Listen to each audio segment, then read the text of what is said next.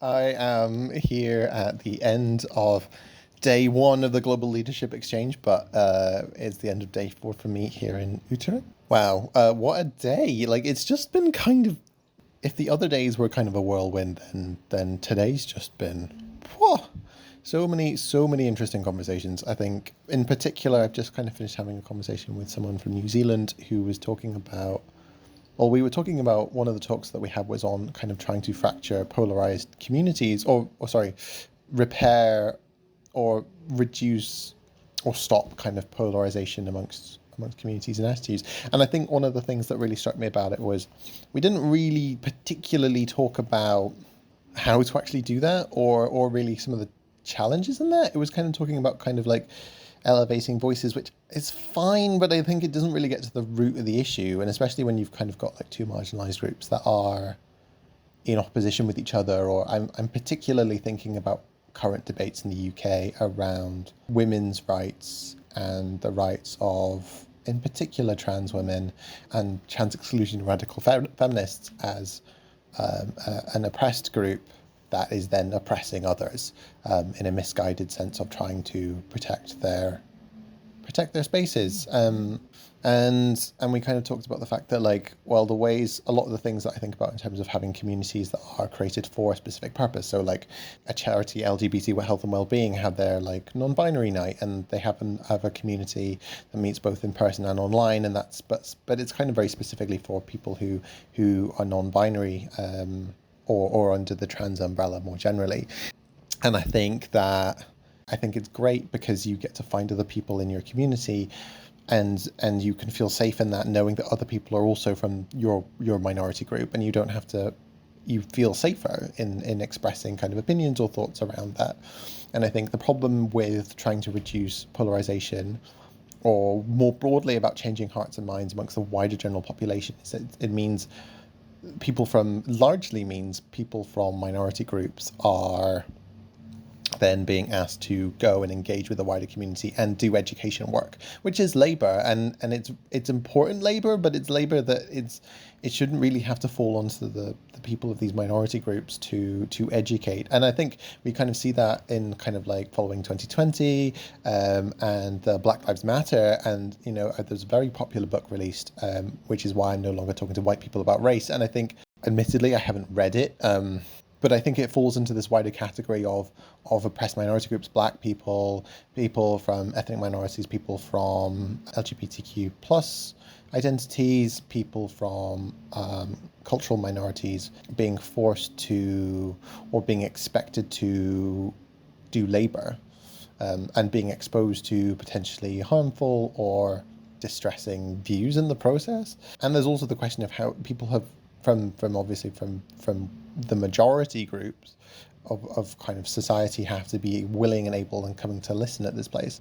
I did hear a really interesting point that somebody else from New Zealand was talking about, was that they had a way in which kind of a Maori, like an indigenous person from New Zealand, was educating a group of basically white allies, and then these white allies, once they had their education, were through this training course, were then going to go and so that they could combat or try and argue with racist views that they encountered online, which I think is a nice idea in terms of the way that it's taking labor off the shoulders of indigenous Maori.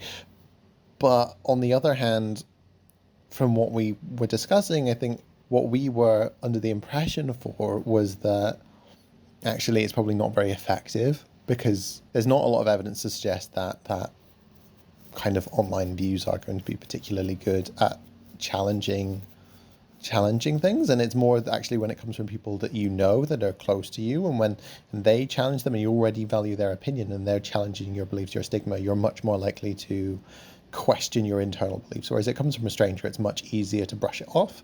I think there's also an element of, we were talking about how like there's something about, so I was reflecting on my own work and trying to be more visibly queer, because I think that there's something about, if you're working with a person across from you and it forces you to confront their humanity, or you can recognize some of yourself in them. And so, like somebody might see my bi pride pin badge or my progress flag pin badge, and if they already have, or they've got to know me, or they've kind of stuck with me a bit, and they can go, actually, you know what, John's all right. Maybe other bi people are all right too, or maybe other queer people are all right too. And I think that gets lost when you have an intermediary, because you don't have that direct work. But then it's still labor, and it's kind of labor that's falling on. I mean, it's a labor that I'm keen to do and I think is worthwhile, but it is still work.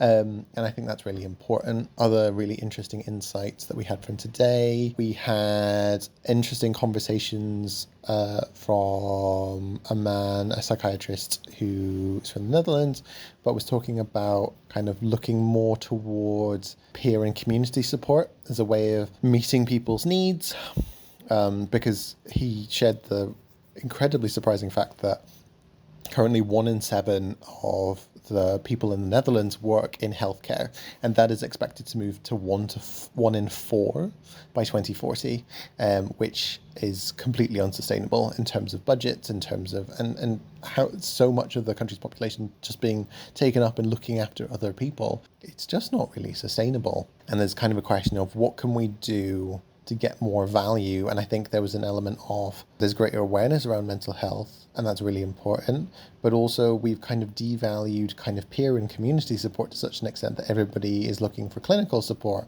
even when that might not necessarily be the most helpful or appropriate thing for them. And I think that's a really important and really value adding. And there's also an element of, actually, if we kind of are supporting people early enough or catching people early enough, then we can have more limited interventions that can meet their needs whilst they're still low, before they get worse to the point where they need full kind of clinical interventions. And I think that's really, really valuable and really, really interesting. Other really interesting things for today. We talked a little bit about Indigenous voices again.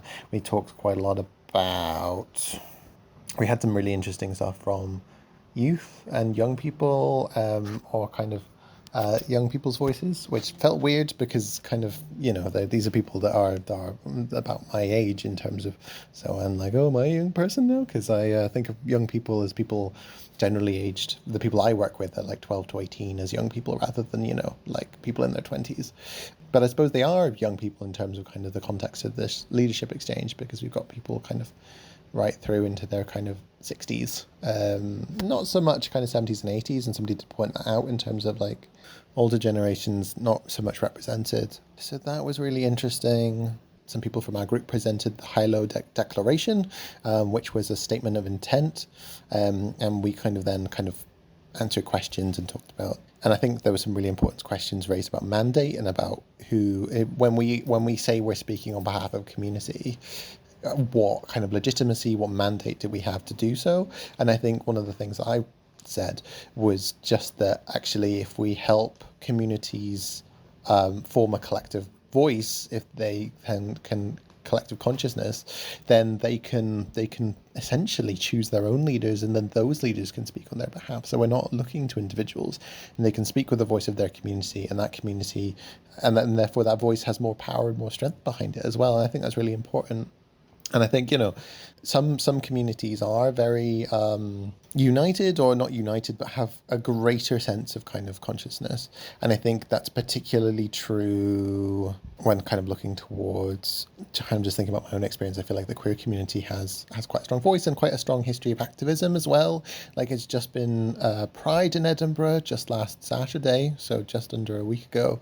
And obviously Pride started as a riot, so in the best possible way in terms of resisting kind of oppression. Like, that's where Stonewall and we remember kind of our elders in terms of Stonewall, in terms of being proud to be queer and resisting oppression. And I think that is a tradition that carries through even through to today. And I think that's really important. And I think, however, there are some other marginalized communities, especially, for example, communities based on kind of income, or communities that are based on, for example, mental health, that are much, much more fragmented, and they don't really have that same collective voice in the same way. And I think that can be really, and that really kind of, I think, undermines, or for example, people who have lived experience of being in the care system.